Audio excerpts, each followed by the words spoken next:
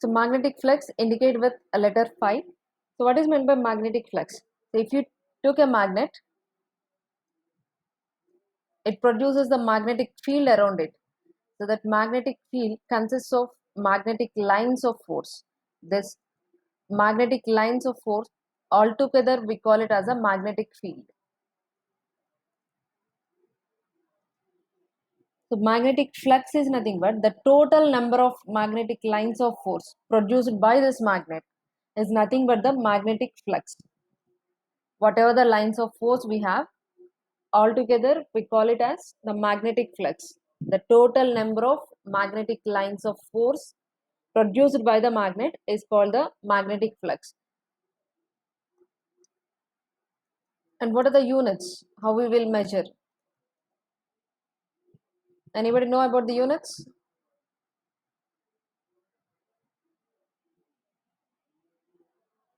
Webers. Magnetic flux will be measured in terms of Webers. 1 Weber is equal to 10 to the power of 8 lines of force.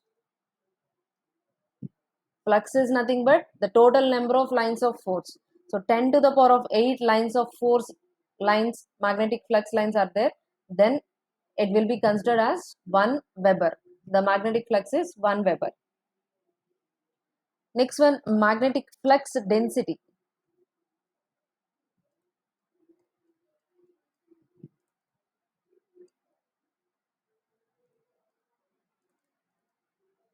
Flux is nothing but magnetic lines of force. So that will, those lines of force will be around the magnet. So then what is meant by magnetic flux density? This will be indicated with the letter B, capital B. Flux density is nothing but flux per unit area. If you consider a unit area in this, in that unit area, how many flux lines are there for the particular area? So what is the flux density? Flux per unit area. We are measuring the magnetic flux per unit area. Then it is called the magnetic flux density.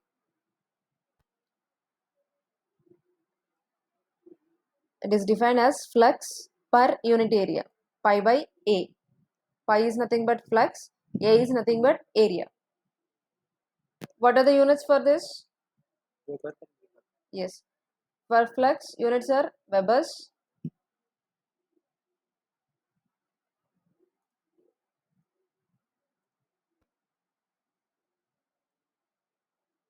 By area units, meter square. So Weber per meter square is the units for measuring the magnetic flux density, or Tesla.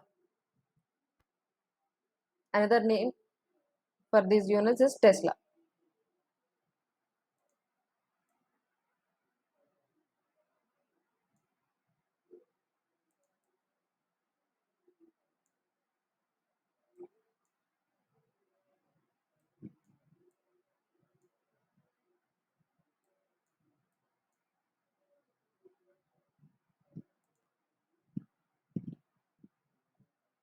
Next one, permeability.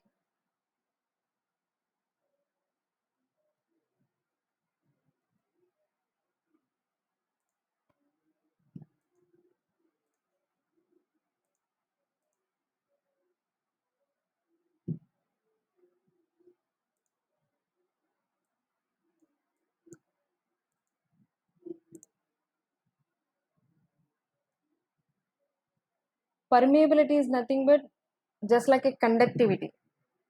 In electric circuit, we call it as a conductivity.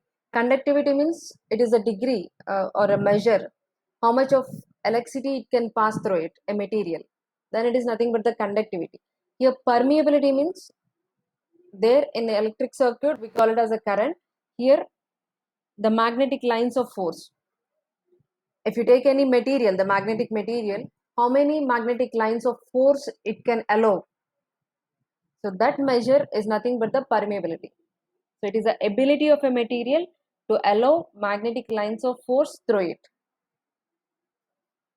If permeability is high for a material, then it allows more number of magnetic lines of force through it. Suppose if the permeability is less, then it can't allow more lines of magnetic force. a limited number of magnetic lines of force it can allow. So it is the ability of the magnetic material to allow the magnetic lines of force, and it is indicated with the letter mu.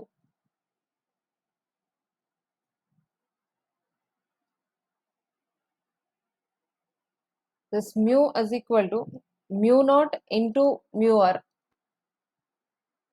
Mu is the permeability and mu naught is the permeability of free space.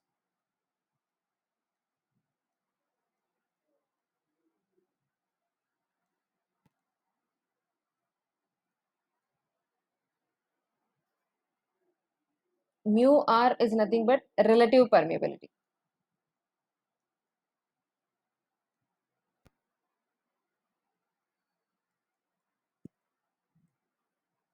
So mu r you can define like this: mu r is equal to mu by mu naught. Mu is the permeability of a material, mu naught is the permeability of free space.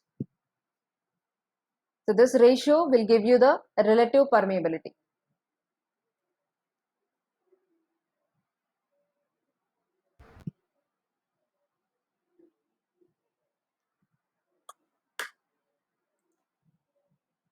And this mu you can also define like this: mu is equal to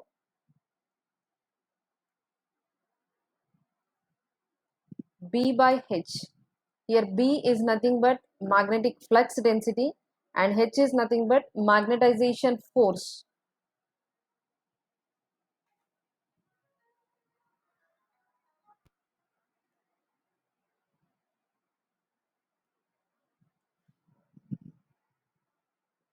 B is the flux density and H is magnetization force. This will be measured as Ni by L. I will tell you what is this magnetization force. Suppose if you take a coil and we are supplying current to this coil. I'm taking a coil and I'm giving supply to this coil. Then what will happen due to this current? Here number of turns are there for a coil. Assume it is n number of turns and the current flowing is I. Then due to this current, a flux will be produced around this coil and length of this conductor is L.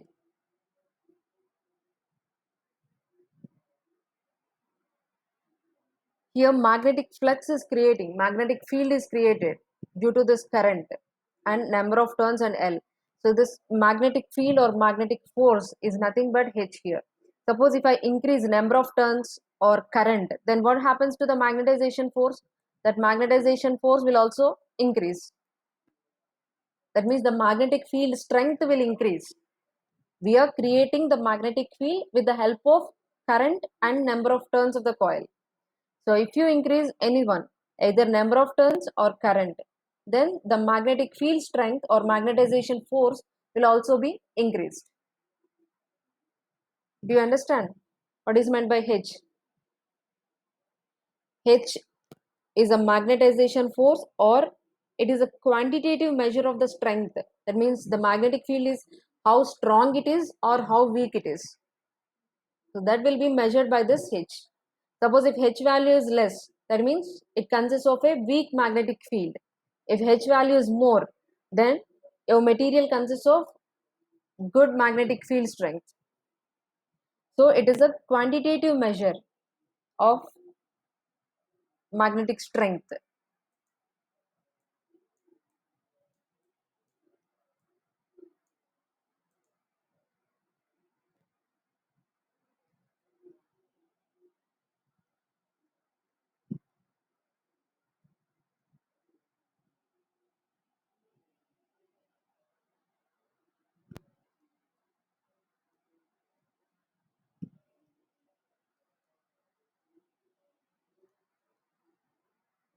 Strength or weakness of the magnetic field.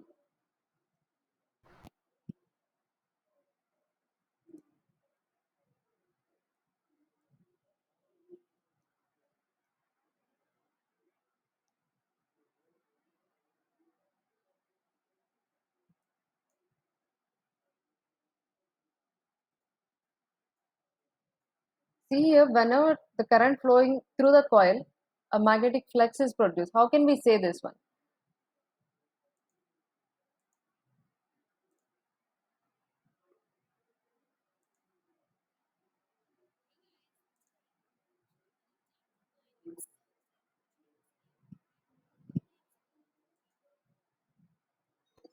See this experiment.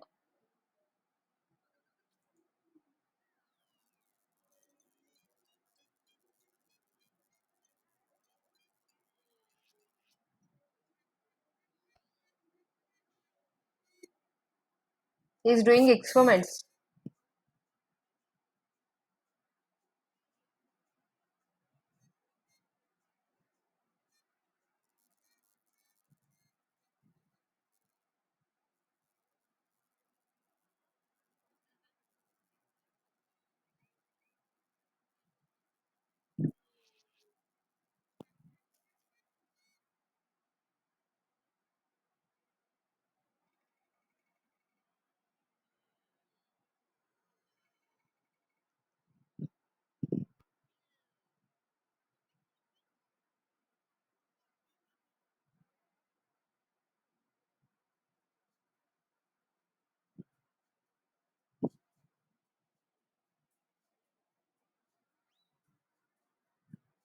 See the name? Orsted.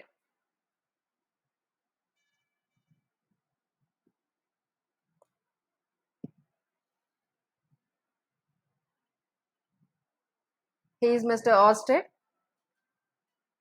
See the experiment, a battery, a switch, magnetic compass needle. So I switch on the battery. Now the current is flowing through the wire. So when the current is flowing through the wire, what happens to the needle? You can observe it. The needle is moving. So the deflection indicates that there is a magnetic field. So whenever there is a current, around that current carrying conductor, a magnetic field will be produced. Electric current produces a magnetic field. So this is proven by which scientist? Experimentally proven.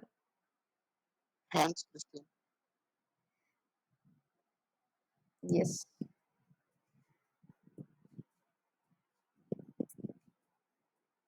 So it is popularly known as Orsted experiment. His full name is Hans Christian Orsted. So electric current and magnetic field. So first one, who is experimenting in the lab? Faraday. Faraday. So he is experimenting in the lab and he went to Orsted. So Orsted proves that whenever there is an electric current, there will be a magnetic field. So from the electric current, he got magnetic field. Now Faraday got it out. From the magnetic field, can we generate the electric current? So now he starts doing experiments.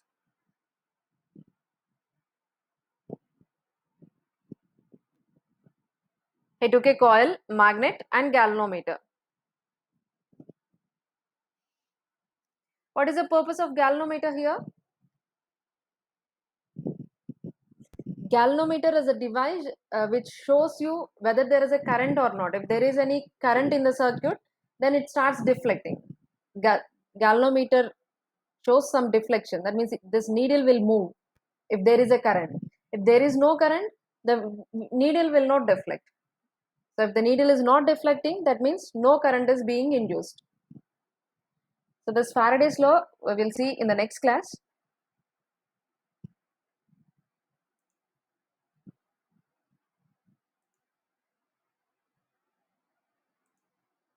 Maybe the time is running out. What are the types of magnetic materials? That classification and Faraday's laws of electromagnetic induction. So those two we will discuss in the next class.